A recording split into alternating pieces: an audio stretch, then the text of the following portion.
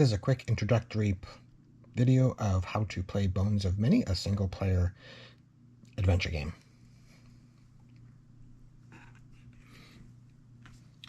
You'll first pick your character out of a group of 9. We're going to go with Garsov. You'll then take the other characters and flip them over and pick a boss. We're going to go after the Spellbound Skeleton. Then you pick a trigger event that will trigger the boss. We'll go with Prepared. And then you'll pick a scoring method. We'll go with Treasure Hunt for this one. Your character will have action cubes, which are shown here. So Garsov gets 4 action cubes. So we'll grab those. We'll put a cube on his Vigor and a cube on his Vim. This tracks how alive he is and how much energy he has. Once you've done that, since we picked Prepared, we'll get to start with a random gear or ability. So we'll draw one of those. We're going to go with a gear. He's going to go with a map.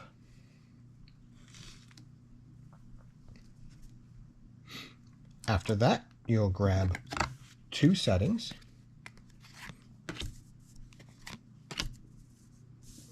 And place them face up. Place the character token on either setting at the first waypoint. Since we don't want to use the ability of the village yet, we're going to go ahead and go through the ruins. Now, to actually play, you'll explore the ruins and then encounter whatever event is here. So for this, we have to use one map navigation icon, which we have here and here. To use it, you simply take one of his action cubes and put it on there. So he'll be using this map to do this explore action, to then encounter this. In this case, we've run into the Stalwart Door. To resolve an encounter, it's the highest die wins. The character starts with 1 yellow, and then can get extra dice by fulfilling these values. So if we want 1, we can use a map, use a scroll by playing another action cube right there. And if we want another die, we could use the Cunning and Action by spending 1 more. That would give him another die. The Stalwart Door blocks passage. It has 1 die already set as a 4, and then 1 extra die that it rolls. You'll roll all of those dice together, and the highest single die wins. In this case, Garsov. He's able to now collect this card and save it. He can hold up to 2 of these encounter cards to use later to spend as currency. So let's continue. We've moved up to this second waypoint. This one shows a crown. That means it's an elite enemy. To perform the explore action, we need to spend both of these, an action and a cunning. We have an action here, but we have a cunning here, but there's already a cube on it. We can refresh by lowering his vigor and picking up all the cubes, or we can use the single exhaustion cube and place it on here. That will fulfill this requirement. And then we're going to go from this deck, the monster deck, but we're going to grab one of these crowns because the waypoint is a crown, so it's a boss.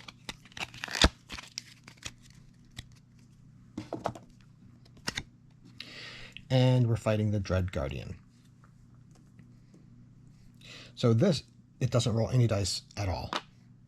It has a 4, a 5, a 4, and a 3.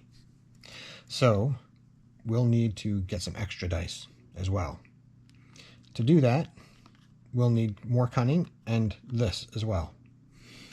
Before we actually encounter it, we can do a refresh action, which is to lower the figure, remove all yellow cubes, unless there's a black cube on top of it.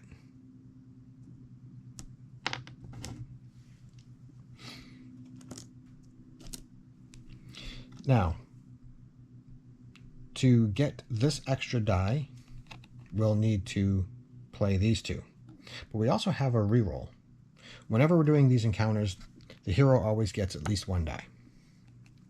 So if we want to go for it, we could actually try to just roll higher than a 5. It would have to be higher than a 5 because on a tie, you add all the values, and whoever has the highest wins. Once you've traveled through a setting and you've completed it, you can then collect that setting to put under your character. Now that will open up a new row of abilities.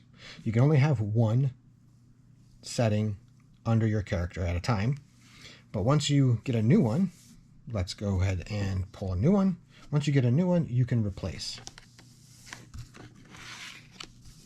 Additionally, when you pass an encounter, you can score it.